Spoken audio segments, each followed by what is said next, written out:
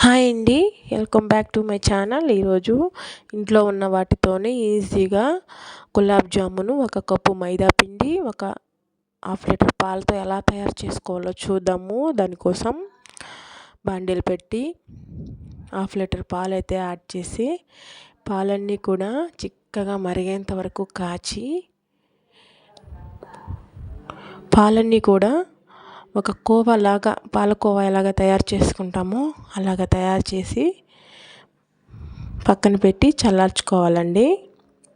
ఇప్పుడు ఒక ప్లేట్ తీసుకొని ఆ కోవా అంతా కూడా ఒక ప్లేట్లోకి తీసుకొని, ఒక కప్పు మైదా పిండి యాడ్ చేసి, రెండు కూడా స్మూత్గా రెండింటినీ కూడా కలిసేంతగా కలుపుకోవాలి. రెండు కలిసేంతగా కలుపుకొని ఇప్పుడు కొంచెం కొంచెం వాటర్ యాడ్ చేసుకుంటూ కలుపుకోవాలి. దీనిలో కొంచెం వంట సోడా కూడా యాడ్ చేసుకుందామండి.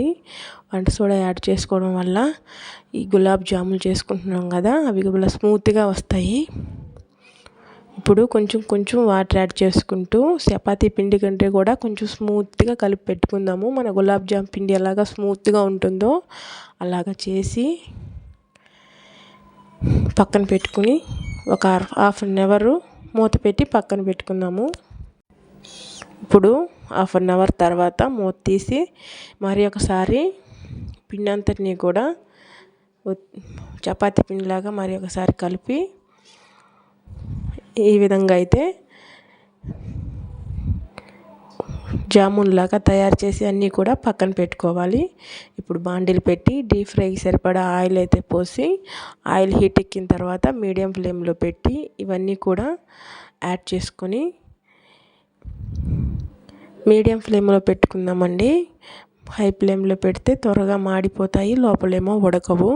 మీడియం ఫ్లేమ్లోనే అన్నీ కూడా వేయించుకొని, ఇప్పుడు 4 వైపులా తిప్పుకొని ముక్కుపొడి రంగు వచ్చేంత వరకు అన్నిటినీ వేపుకున్నామండి. ముక్కుపొడి రంగు రాగానే ఒక ప్లేట్లోకి అయితే జామున్స్ అన్నీ తీసి పక్కన పెట్టుకున్నాము. ఇవన్నీ పక్కన పెట్టి ఇప్పుడు ముందుగా మనము చేసి పెట్టుకున్న జీరాలు అయితే వేద్దాము. జీరా ప్రాసెస్ అయితే నేను చూపించట్లేదండి.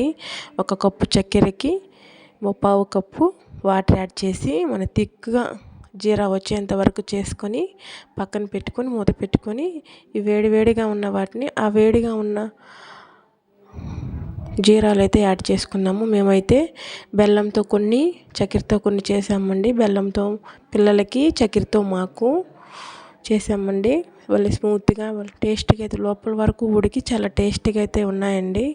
ఇంట్లో ఉన్న వాటితోనే ఎలాంటి ఖర్చు లేకుండా చేసుకునే ప్రాసెస్ అండి ఇది. తప్పకుండా మీరు కూడా చేసుకోండి. నా వీడియో నచ్చినట్లయితే సబ్స్క్రైబ్ చేయండి ఫ్రెండ్స్.